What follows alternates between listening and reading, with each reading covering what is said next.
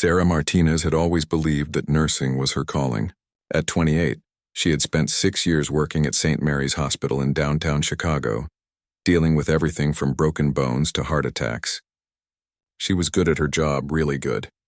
Patients trusted her, doctors respected her, and her colleagues often came to her for advice. But Sarah never thought of herself as anything special. She was just a nurse doing her job, helping people heal. The night everything changed started like any other. Sarah was working the graveyard shift in the emergency room when the ambulance siren started wailing outside. She had heard those sounds thousands of times before, but something about this particular night felt different. The air seemed thicker, more electric, like the moment before a thunderstorm breaks. Dr. Williams, the attending physician, rushed past her desk. "Sarah, we've got incoming trauma. Car accident on Highway 94. Multiple casualties, but there's one case that's unusual." Sarah grabbed her supplies and followed Dr. Williams to the trauma bay. The first 2 patients were typical car accident victims, a young couple with cuts, bruises, and a broken arm between them. They would be fine with proper treatment, but when the third gurney rolled through the doors, Sarah's breath caught in her throat. The man lying unconscious on the stretcher was massive. Not just tall, but built like he could break concrete with his bare hands. His dark hair was matted with blood, and his clothes were torn and dirty. But what struck Sarah most was his face. Even unconscious, even injured, there was something fierce about him. Something that made her instincts scream danger. "What do we know about him?" Dr. Williams asked the paramedic. "Found him thrown clear of a semi-truck. The truck driver says the guy jumped in front of his vehicle, like he was trying to stop it with his body. Crazy thing is, the truck's front end is completely smashed in. But this guy doesn't have a single broken bone. Just some cuts and what looks like a severe concussion." Sarah frowned. A man jumping in front of a semi-truck and walking away without broken bones? That was impossible. She had seen what truck accidents did to the human body, and it wasn't pretty. As they wheeled the mysterious man into trauma room 3, Sarah noticed something else strange. His clothes weren't just dirty, they looked burned in places, and there were tears that looked almost like claw marks. What kind of car accident left marks like that? "Sarah, I need you to stay with him while we handle the other patients," Dr. Williams said. "Monitor his vitals and call me if anything changes." Alone with the unconscious stranger, Sarah began her routine checks. His pulse was strong but slow, his breathing steady. When she lifted his eyelids to check his pupils, she gasped. His eyes weren't brown or blue or green like normal people. They were almost silver, with flecks of gold that seemed to shimmer even in the harsh hospital lighting. She told herself she was imagining things. The fluorescent lights played tricks on everyone after working too many night shifts. But as she continued her examination, more strange things became apparent. His skin was warmer than normal, almost feverish, but he showed no other signs of fever. His hands were covered in calluses that looked like they came from handling weapons, not tools. And when she tried to take a blood sample, the needle bent against his skin. "That's impossible," Sarah muttered, trying a second needle. This one managed to pierce his skin, but barely. She had never encountered anything like it. As she labeled his blood sample, the man on the bed started mumbling in his unconscious state.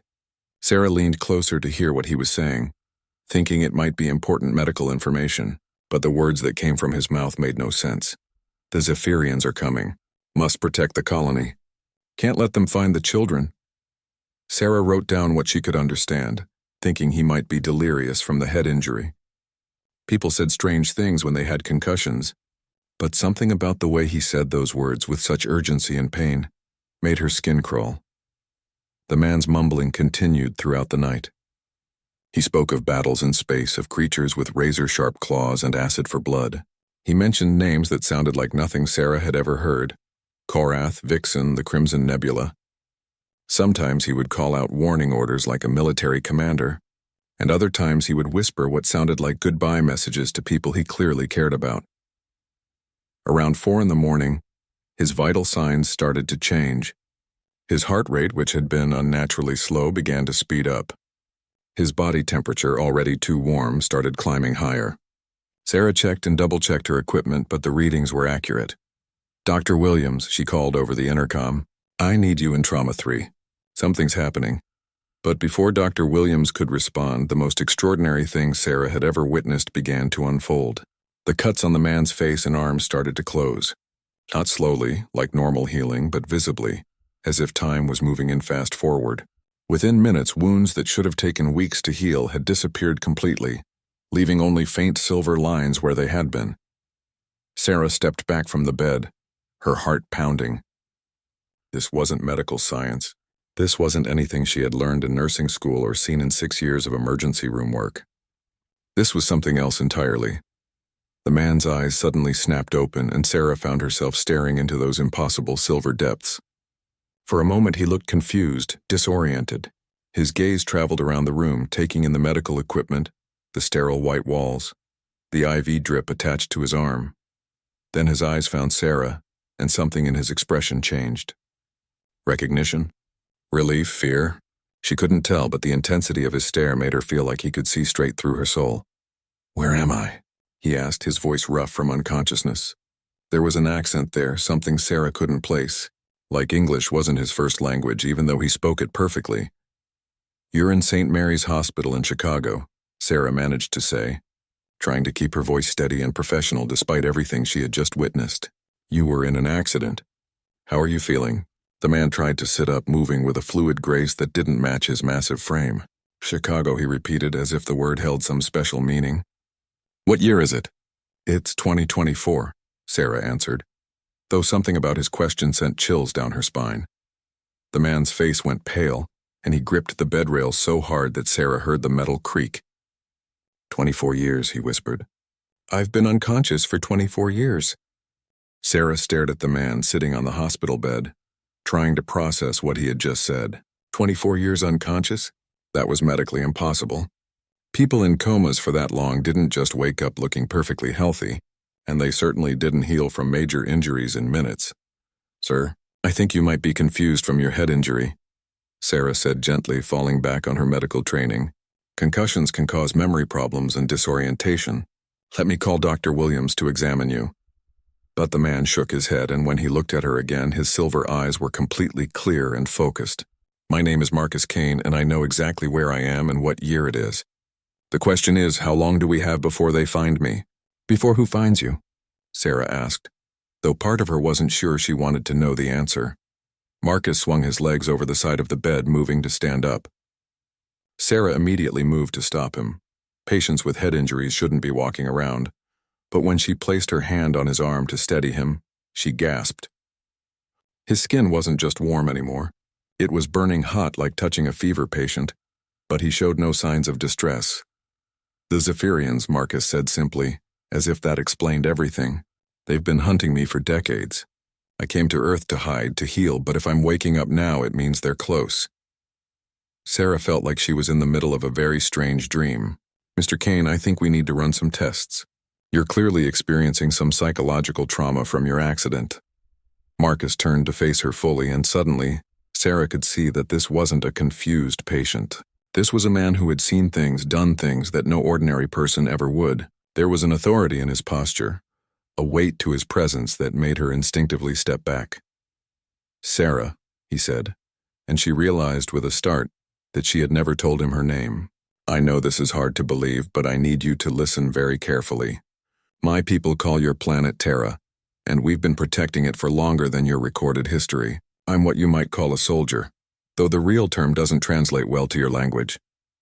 "How do you know my name?" Sarah demanded, finding her voice again. "Your name tag," Marcus pointed out, and Sarah felt foolish. "Of course, but that didn't explain anything else. Sarah, I know you have no reason to trust me, but right now you might be the only person who can help me remember what I need to know." "Remember what?"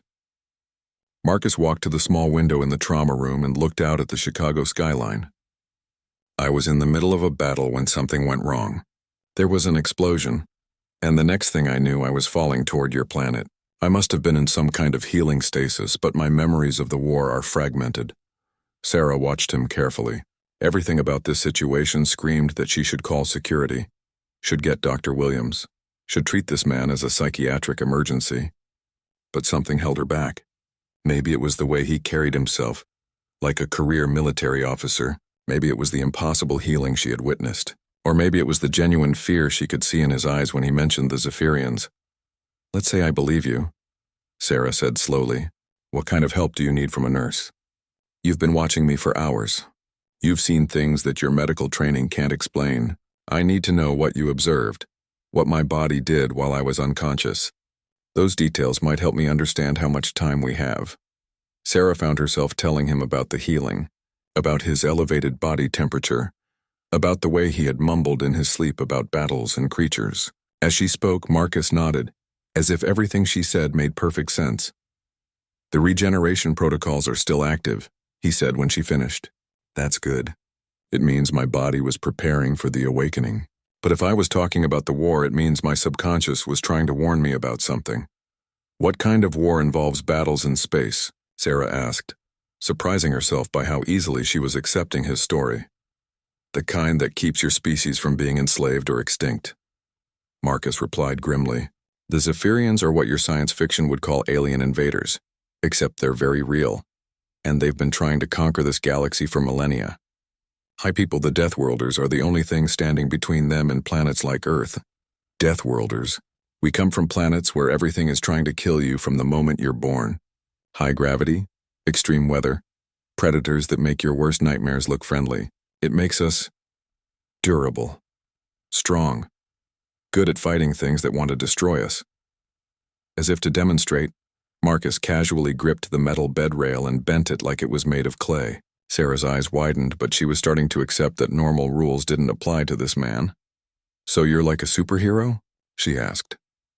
Marcus laughed, and the sound was actually warm and human despite everything else about him that wasn't.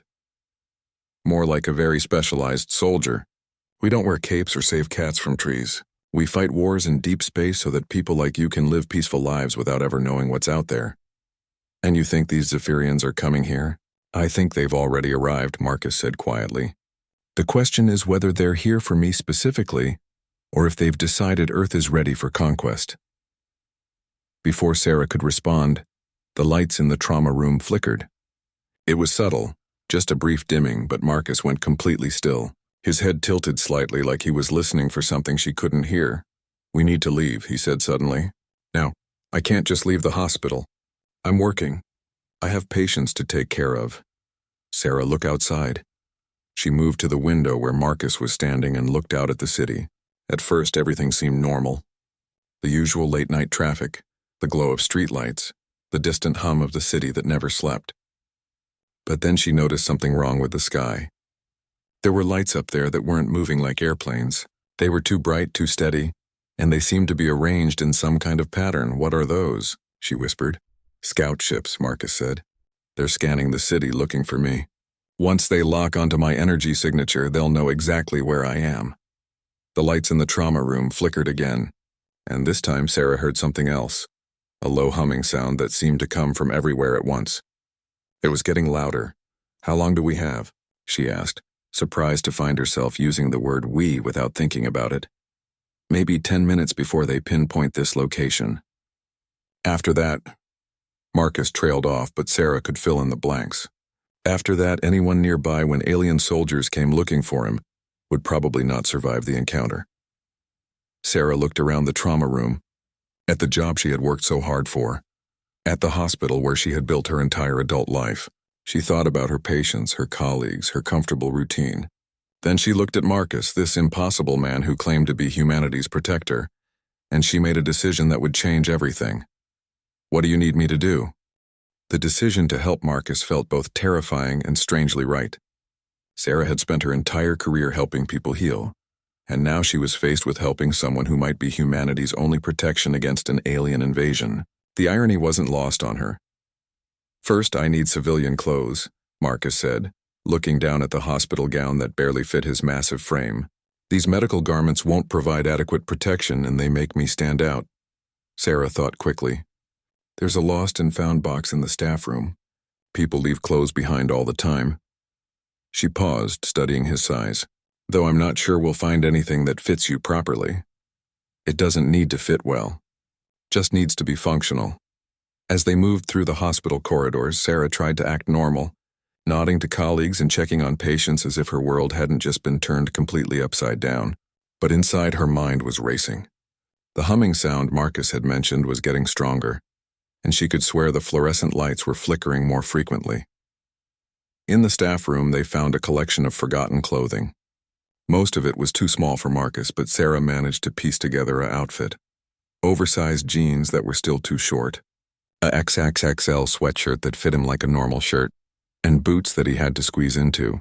He looked like a giant trying to dress in children's clothing, but at least he didn't look like an escaped patient anymore. "Now what?"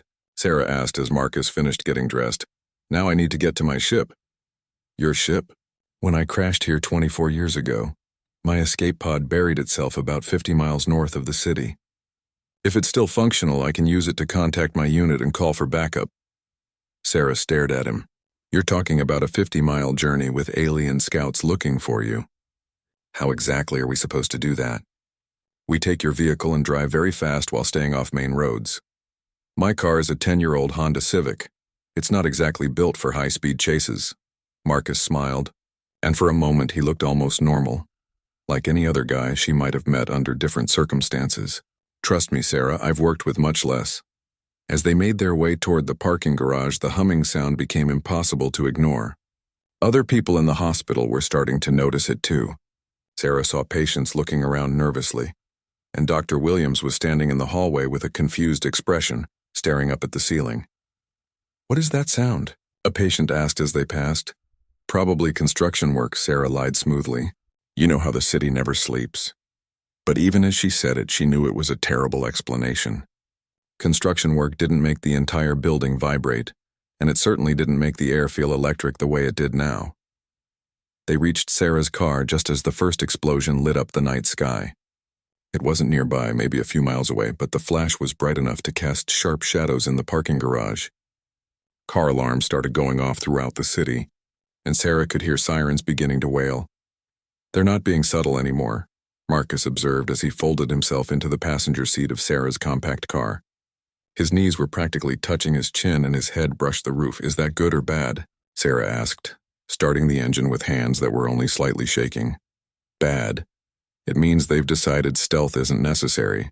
They're confident they can handle whatever resistance they encounter." Sarah pulled out of the parking garage and onto the empty street. The city looked different now. There were more lights in the sky, moving in formations that definitely weren't airplanes. Some storefronts had their windows blown out and she could see people running in the distance. "Turn left here," Marcus directed. "We need to avoid the main highways. They'll be scanning those first." As they drove through the residential neighborhoods, Sarah tried to process everything that had happened in the last hour. This morning, her biggest concern had been whether she had enough coffee to get through her shift. Now she was apparently helping an alien soldier escape from other aliens who wanted to conquer Earth. "Can I ask you something?" she said as they navigated through a maze of suburban streets. "Of course, why me? I mean, you could have overpowered any of the doctors or security guards and forced them to help you. Why ask a nurse who has no combat training and no useful skills for this kind of situation?" Marcus was quiet for a moment, looking out at the passing houses where normal families were sleeping, completely unaware that their world was under attack. "Because you stayed with me all night." "You watched over me when I was vulnerable, even though everything about me should have scared you. That tells me something about who you are. I was just doing my job." "No, you weren't. Your job was to monitor my vital signs and call for help if they changed. But you also talked to me while I was unconscious, even though you thought I couldn't hear you. You adjusted my position when you thought I looked uncomfortable. You covered me with an extra blanket when my temperature spiked. Those weren't medical procedures, Sarah. That was compassion." Sarah felt a warm flush in her cheeks. She had done those things, but she hadn't thought anyone would notice. "How do you know about all that?" "Deathworlders are light sleepers even when we're unconscious. My body was healing, but my mind was aware of everything happening around me. I heard every word you said, felt every gentle touch. Do you know what you said to me around 2 in the morning?" Sarah tried to remember. She had been so tired, and she often talked to unconscious patients without really thinking about it. "I don't remember. You said, I don't know who you are or what happened to you, but you're safe now. Nobody's going to hurt you while I'm here." That's when I knew I could trust you. Another explosion, closer this time, lit up the sky ahead of them. Sarah could see smoke rising from what looked like the downtown area. Her heart clenched as she thought about her colleagues back at the hospital, probably trying to treat victims of attacks they couldn't understand. "Are they hurting innocent people?" she asked. "The Zephyrians don't distinguish between combatants and civilians," Marcus said grimly. To them, every member of a species they're conquering is either a slave or a corpse waiting to happen. And your people? The Deathworlders. What do you do to them? We kill them, Marcus said simply. All of them, if necessary. It's the only language they understand. The casual way he said it should have horrified Sarah, but instead she found herself thinking about the families sleeping in the houses they were passing, about her patients back at the hospital, about everyone she cared about who had no idea they were in danger. Good, she said, and meant it. They drove in silence for a while, following Marcus's directions through back roads that led away from the city. Behind them, the sky continued to light up with explosions, and the alien ships were becoming more visible as they moved lower in the atmosphere. Sarah could make out details now, sleek, dark shapes that moved too smoothly to be any human aircraft. How many of them are there? She asked. Hard to say from here, but this looks like a scouting force. Maybe a dozen ships, a few hundred soldiers. If they were here for full conquest, we'd be seeing thousands of ships and the sky would be black with them. So this is good news? It means they're here for me specifically, or they're testing Earth's defenses before bringing in the main fleet. Either way, if I can reach my ship and contact my unit, we might be able to stop this before it gets worse. Sarah pressed harder on the accelerator, pushing her little car faster than it had ever gone. She might not be a soldier or a hero, but she was going to do everything in her power to help Marcus save her world. After all, protecting people was what she had always done. The scale had just gotten a lot bigger. 20 miles outside the city, Sarah's car started making concerning noises. The engine was working harder than it was designed for, and steam was beginning to rise from under the hood. She had been pushing the little Honda far beyond its limits, and it was starting to protest. We might have a problem, she said, watching the temperature gauge climb into the red zone. Marcus looked at the dashboard and nodded.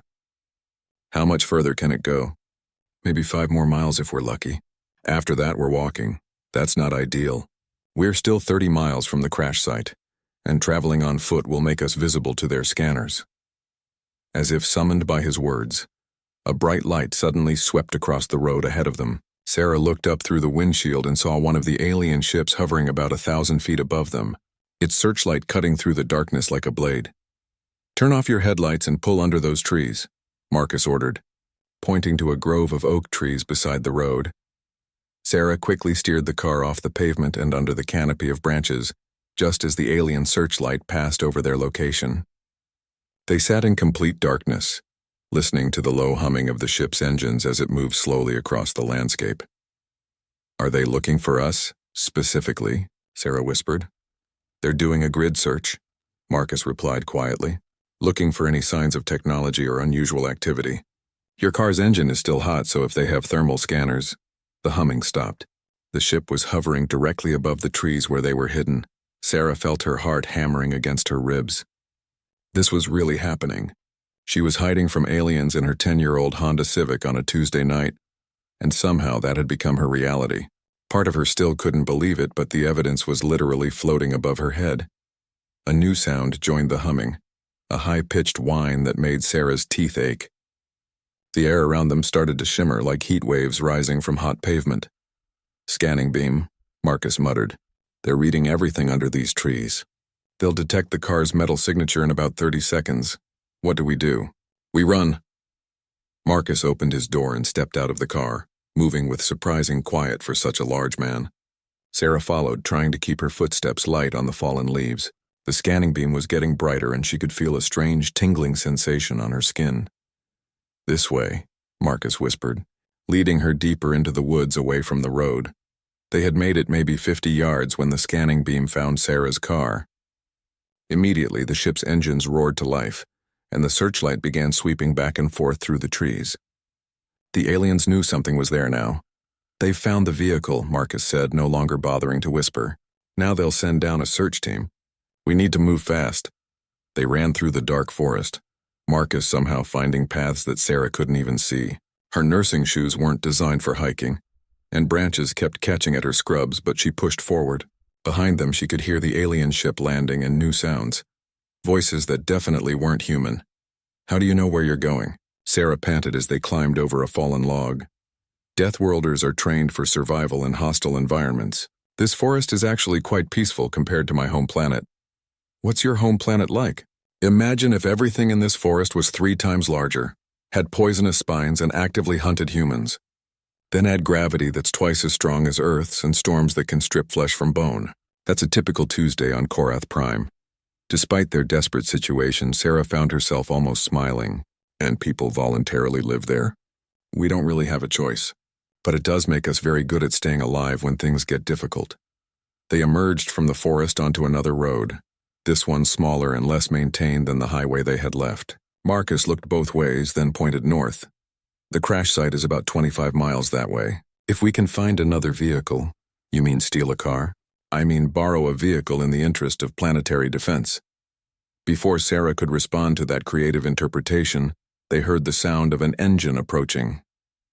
Headlights appeared around a curve attached to an old pickup truck that was moving slowly down the road. Get ready to flag them down, Marcus said. What if they don't stop? What if they think we're dangerous? Sarah, you're a woman in medical scrubs standing beside a road at night. Most people will stop to help you. Trust me. The pickup truck slowed as it approached them, and Sarah stepped into the road waving her arms. The truck stopped and an elderly man rolled down his window. You folks okay out here? He asked, looking concerned. There's been some kind of emergency in the city. Power outages, explosions? The radio's been going crazy. Our car broke down, Sarah said, which was technically true. We really need to get to... She looked at Marcus helplessly. My family's farm north of here, Marcus finished smoothly. We're worried about them with all the chaos in the city. The old man nodded sympathetically. Well, hop in the back. I'm heading north myself. Name's Bill. Thank you so much, Sarah said, climbing into the bed of the pickup truck. Marcus followed and Bill pulled back onto the road. As they drove north, Sarah could see the alien searchlights sweeping through the forest they had just escaped. The ships were moving systematically, checking every possible hiding place. She shuddered to think what would have happened if they had been caught. You okay? Marcus asked, sitting beside her in the truck bed. I'm sitting in the back of a stranger's pickup truck running from aliens with a man I met 3 hours ago who claims to be from another planet. I think okay might not be the right word. What would be the right word? Sarah thought about it. Terrified. But also, I don't know, alive. Like I've been sleepwalking through my life and suddenly I'm awake. That's a common reaction to combat situations. Your brain is flooding your system with adrenaline and heightening your awareness. It can be addictive. Is that what happened to you? Did you become addicted to fighting? Marcus was quiet for a long moment, watching the dark countryside roll past. I became addicted to protecting people. The fighting is just the tool I use to do it. How long have you been a soldier? Since I was 15. On my world, military service isn't optional. Everyone serves because everyone needs to know how to fight if they want to survive. I was good at it, so I kept going. Eventually, I joined the deep space units that patrol the border between civilized space and Zephyrian territory. Do you ever get to go home? Home isn't really a place for people like me. It's more of a concept. Wherever there are people who need protection, that's home. Bill's truck hit a pothole, jolting them both. As Sarah steadied herself, she noticed that Marcus was looking up at the sky with a worried expression. What is it? She asked. More ships. A lot more. Sarah followed his gaze and saw that he was right. The sky was filling with the dark shapes of alien vessels, all moving in the same direction they were traveling. They're not just searching anymore, Marcus said grimly. They're mobilizing for something big. What could be big enough to require that many ships? Either they found my crash site or they've decided to move to the next phase of their operation, which is establishing a foothold for invasion. Sarah felt a chill that had nothing to do with the night air. How long would it take them to conquer Earth? With a force this size? If they're unopposed, maybe a week to control all major population centers, a month to establish complete planetary dominion. And if they are opposed? Marcus looked at her with those strange silver eyes. That depends on whether my ship is still functional and whether my unit is close enough to respond to a distress call.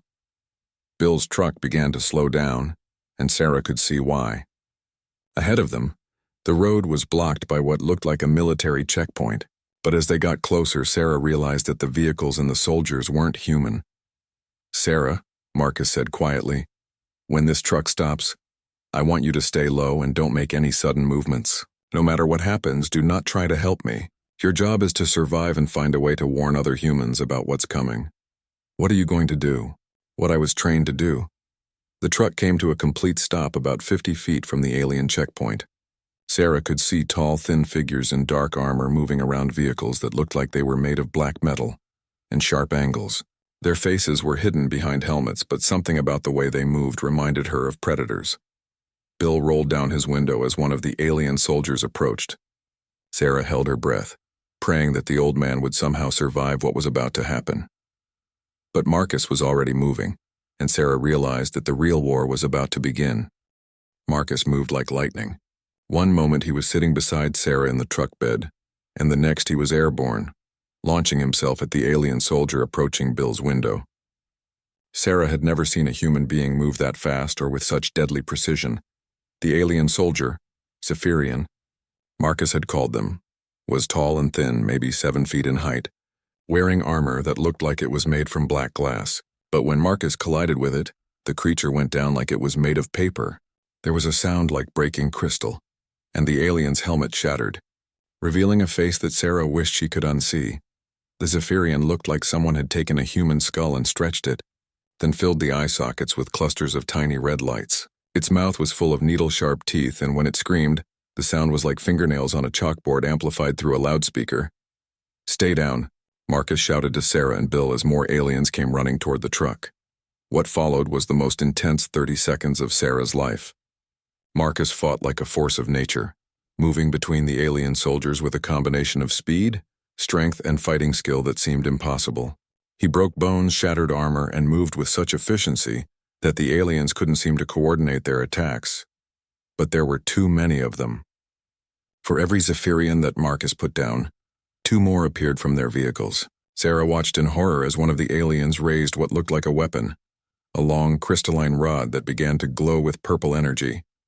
"Marcus, behind you," she screamed. He spun around just as the weapon fired, sending a beam of crackling energy that missed him by inches. The beam hit a tree behind the truck and the massive oak simply disintegrated, leaving nothing but a pile of ash.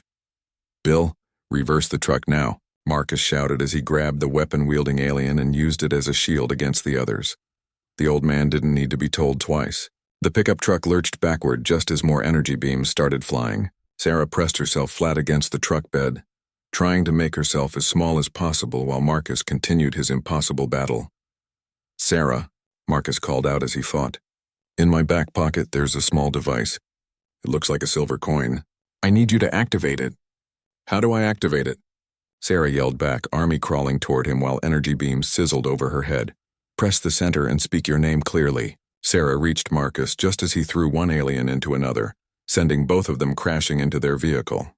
She fumbled for his back pocket, her hands shaking as more aliens appeared from the surrounding area. There were at least 20 of them now, and Marcus was starting to show signs of fatigue. Her fingers found the device. It was warm to the touch and seemed to pulse with its own internal light. She pressed the center and it immediately began to glow brighter. "Sarah Martinez," she said as clearly as she could manage while chaos raged around them. The device suddenly projected a hologram above it, a 3-dimensional image of Sarah's face and body, complete with vital statistics that scrolled past in a language she couldn't read. Then a new voice spoke, and it definitely wasn't human. "Identity confirmed. Emergency protocols activated. Marcus Kane, your backup has been authorized. Estimated arrival time 4 minutes. 4 minutes? Marcus grunted as he dodged another energy beam. "Tell them to hurry." The hologram flickered and changed, showing what looked like a star map with several bright points moving rapidly toward their location. Then it spoke again, but this time in Sarah's voice, which was deeply unsettling. "This is Sarah Martinez, civilian under protection of Marcus Kane.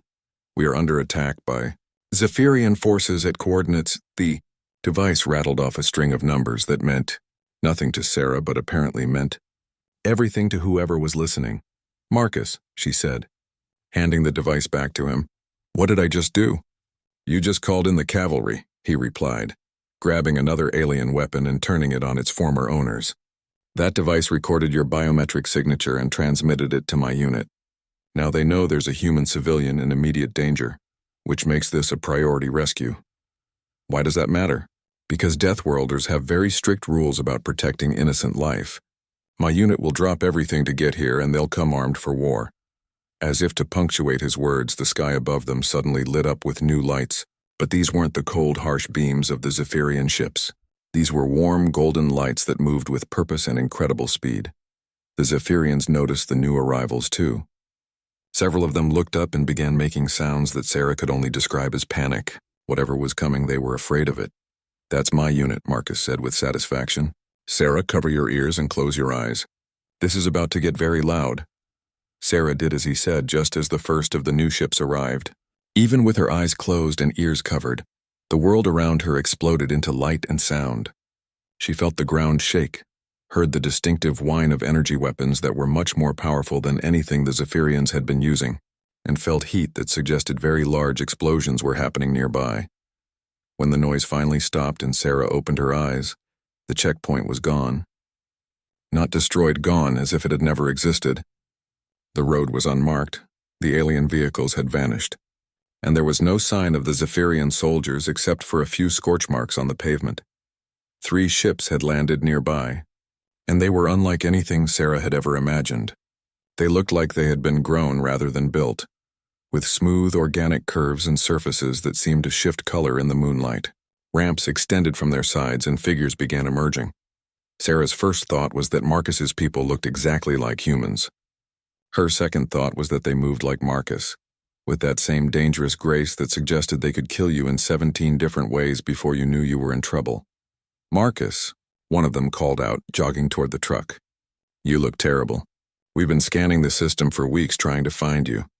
"It's good to see you too, Elena," Marcus replied, and Sarah was surprised to hear genuine warmth in his voice. "What's the tactical situation?" "Bad and getting worse. The Zephyrians have committed a full battle fleet to this system.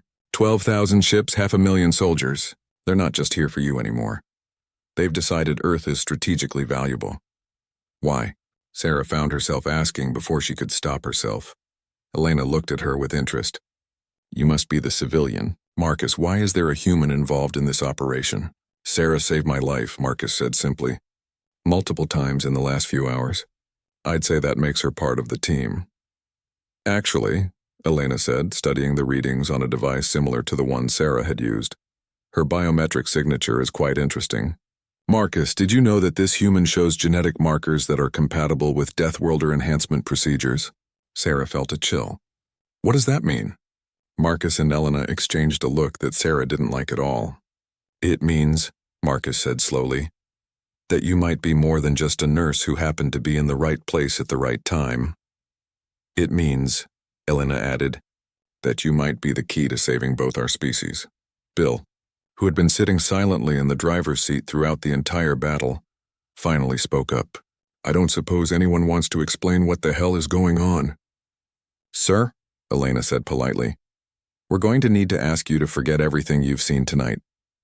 And if I can't do that, then we'll help you forget." Sarah looked from Elena to Marcus, seeing something in their expressions that she hadn't noticed before. These weren't just soldiers. They were people who made the hard decisions that regular humans never had to face. "What happens now?" she asked. "Now," Marcus said, "you have a choice to make. We can take you somewhere safe, help you return to your normal life and ensure that you're protected when this war is over. Or you can help us save your planet." Sarah looked up at the alien ships, thought about her colleagues back at the hospital, about all the innocent people who had no idea their world was under attack. She thought about the Zephyrians and their crystalline weapons, about the casual way they had tried to kill an old man whose only crime was offering strangers a ride. Then she looked at Marcus, this impossible man who had literally fallen from the stars into her life and made her second life-changing decision in one night. "What do you need me to do?" Elena led them aboard the largest of the 3 ships, and Sarah felt like she was stepping into a living organism rather than a mechanical vehicle. The walls had a subtle texture that reminded her of skin, and they seemed to pulse gently with their own internal light. The air smelled clean and slightly sweet, like a forest after rain. "The ship is biomechanical," Marcus explained, noticing her wonder. "It's partially alive, which allows it to heal damage and adapt to different environments. Much more efficient than purely mechanical technology." "Is it intelligent?" Sarah asked, running her hand along the smooth wall.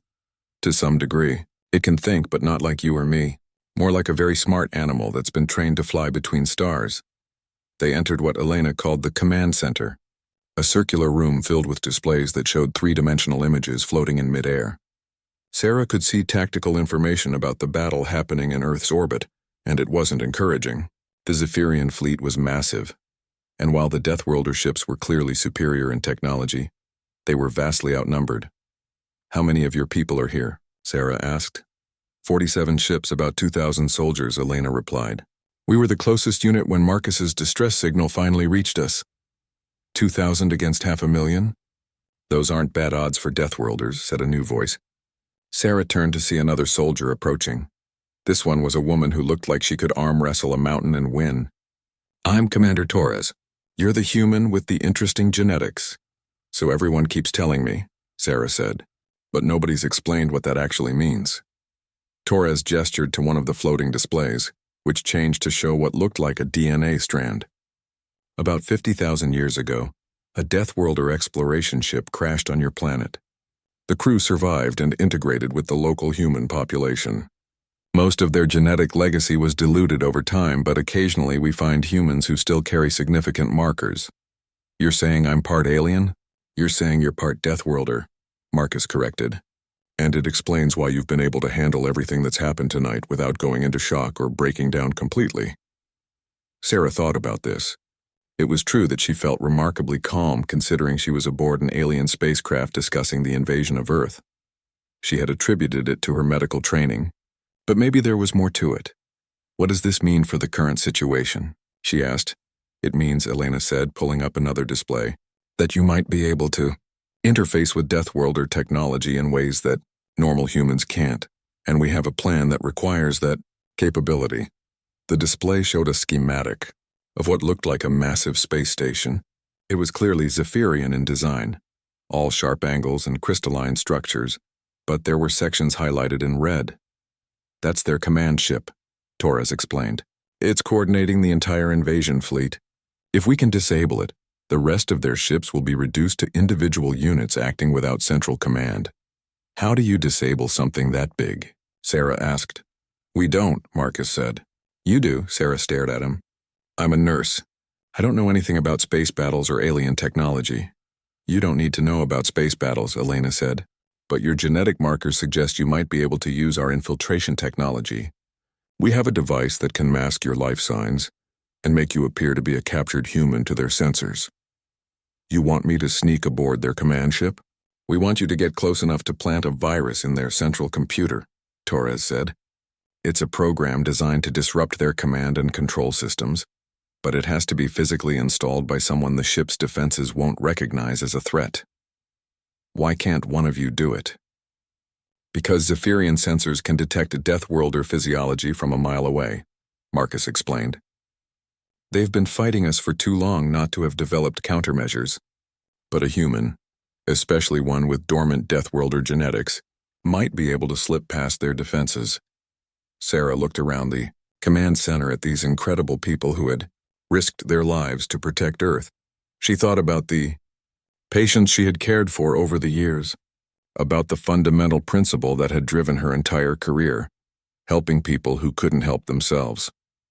"What are the odds of success?" she asked. "For the mission? About 70% if you can get aboard their ship undetected," Torres said. "And for me personally?" The silence that followed told her everything she needed to know. "I see," Sarah said quietly. "And if I don't do this?" "Then we continue the conventional battle," Elena said. "We'll probably win eventually, but it will take weeks or months. During that time, Earth's major cities will be heavily damaged, and millions of people will die." Sarah closed her eyes and tried to imagine explaining to her patients' families that she could have prevented their deaths, but chose not to risk her own life. The image made her feel sick. "How long do I have to decide?" "The Zephyrian command ship will be in optimal position for infiltration in 3 hours," Torres said. "After that, they'll move to a more heavily defended position."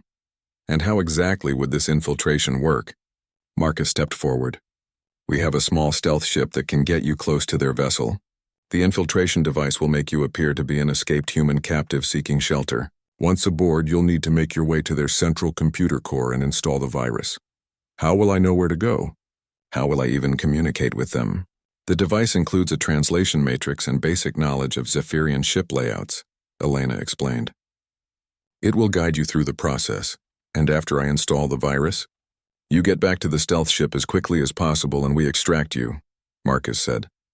What if I can't get back to the stealth ship? Another uncomfortable silence. Sarah, Marcus said gently, I want you to know that if you decide not to do this, no one will think less of you. You've already done more to help us than we had any right to ask. But you're the only chance those people have. Sarah opened her eyes and looked at the tactical display showing Earth's orbit. She could see the Zephyrian fleet spreading out around her planet like a disease, preparing to rain destruction down on everyone she had ever cared about. She thought about Mrs. Patterson, an elderly patient who came to the emergency room every few months because she was lonely and just wanted someone to talk to.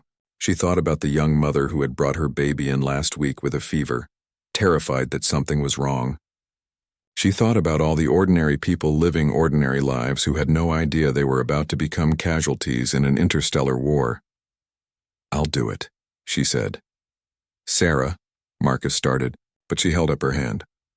I'll do it, she repeated, but I have conditions. Name them, Torres said. First, I want a full briefing on exactly what I'll be facing. No surprises, no we forgot to mention moments. Agreed.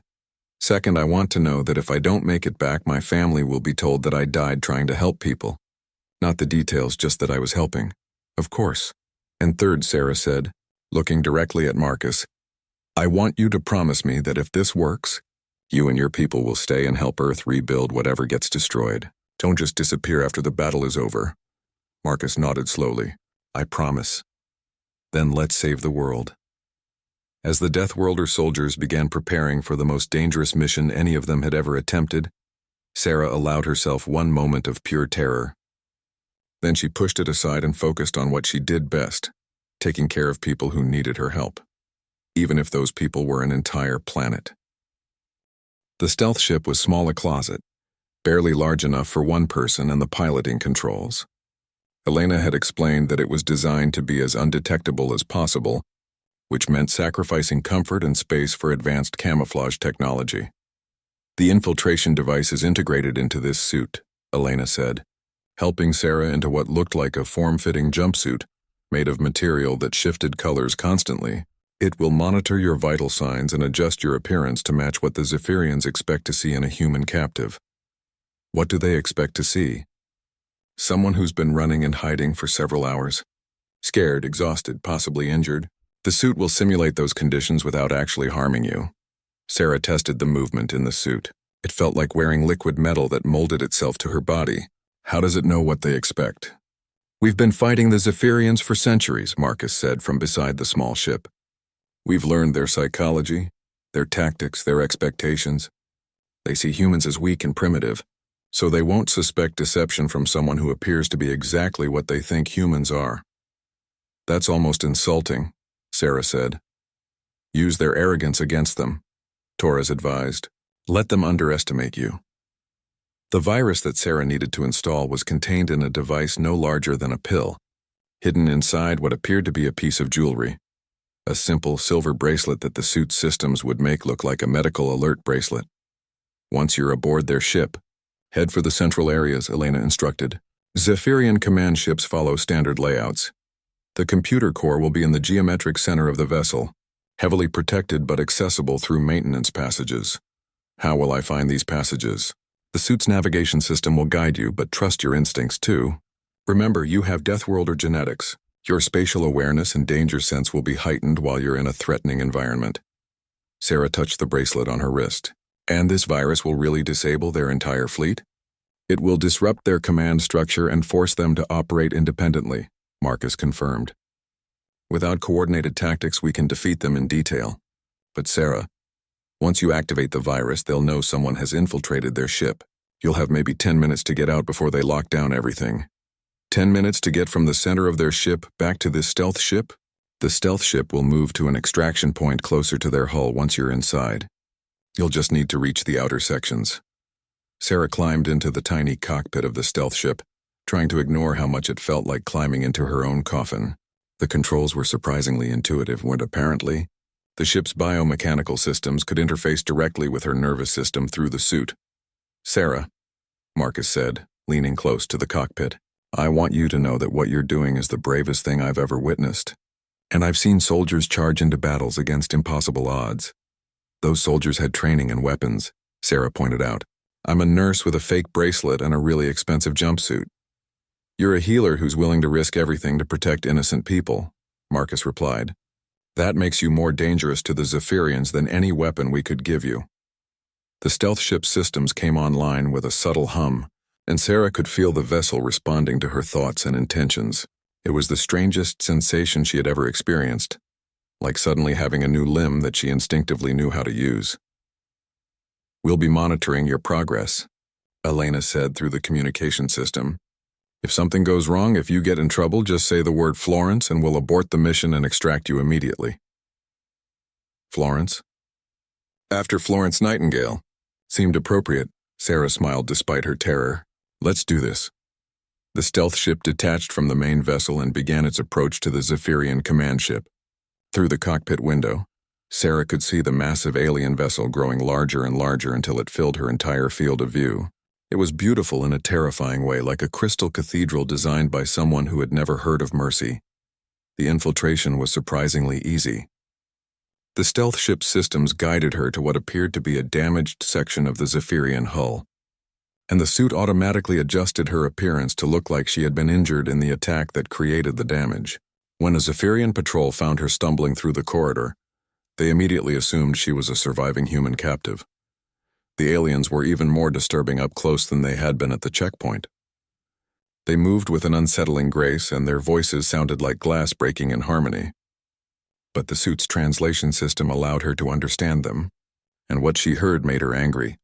They were discussing humans like livestock, debating whether to keep some alive for forced labor or simply eliminate the entire species as too troublesome to manage. They spoke about Earth's resources, about strip mining the planet's metals and selling the biosphere to other alien species that collected rare ecosystems. Sarah let that anger fuel her determination as she was escorted deeper into the ship.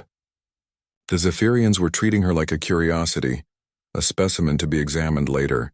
They had no idea that the frightened human woman they were ignoring was carrying the means of their destruction.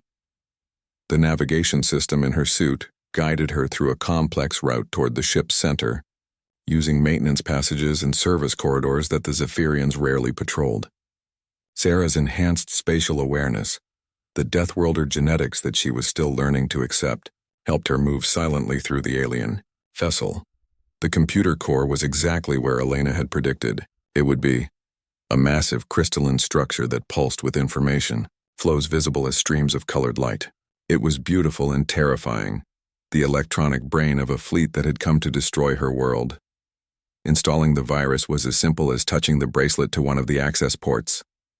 The device dissolved on contact, and Sarah could immediately see the effects as the light patterns in the crystal began to flicker and change. That was when the alarm started. The sound was unlike anything on Earth, a harmonic shriek that seemed to come from the walls themselves.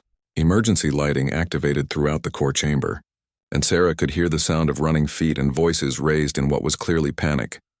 "Virus installed," she whispered to her suit's communication system. "Coming home." "Sarah, you need to move fast," Elena's voice replied. "They're mobilizing security teams throughout the ship." Sarah ran through corridors that were rapidly filling with armed Zephyrians. Her suit adjusted her appearance again, making her look like she was fleeing in panic from the alarms rather than causing them. Several aliens saw her but dismissed her as unimportant, just another frightened human caught up in the emergency. She made it to the extraction point just as the stealth ship materialized beside the hull. The airlock opened and Sarah dove inside just as Zephyrian security forces began flooding the corridor behind her. "Go, go, go," she shouted, and the stealth ship peeled away from the command vessel just as energy weapons began firing at their last known position. Through the cockpit window, Sarah could see the immediate effects of the virus.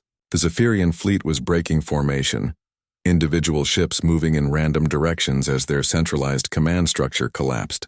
The organized invasion force was becoming a confused mob. "It worked," she breathed. "It worked," Marcus confirmed over the radio, and she could hear the relief and admiration in his voice. "Sarah, you just saved your entire species." The battle that followed was swift and decisive. Without coordination, the Zephyrian ships were picked off one by the Deathworlder forces. Some tried to flee, others fought desperately, but within hours the invasion fleet was completely destroyed. When Sarah finally made it back to the main ship, she found Marcus waiting for her in the docking bay. He looked at her with an expression she couldn't quite read. Respect, admiration, and something else that made her heart skip. "So," she said, pulling off the infiltration suit's helmet, "what happens now?" "Now we help your people rebuild," Marcus replied. "My unit has been assigned to Earth as a permanent protection force. Turns out humans with Deathworlder genetics are rare enough to be strategically valuable to the Alliance." "And me? What happens to me?" "That depends. Are you interested in a career change?" Sarah thought about her quiet life at St. Mary's Hospital, about the routine that had once seemed so important. Then she thought about the vast universe that had just opened up before her, full of wonders and dangers and people who needed protection. "You know what?" she said, smiling at the impossible man who had literally fallen into her life. "I think I am." 3 months later, Sarah Martinez graduated from the first human class at the Deathworlder Academy. She kept her nursing skills. Healers were always needed, whether in hospitals or on battlefields across the galaxy. But now she could do more than just patch people up after they were hurt. Now she could protect them from getting hurt in the first place. And sometimes, late at night when she was on patrol duty aboard a Deathworlder ship, she would think about how it all started with one simple truth. She was just a nurse who wanted to help people heal. The universe, as it turned out, had much bigger plans for her.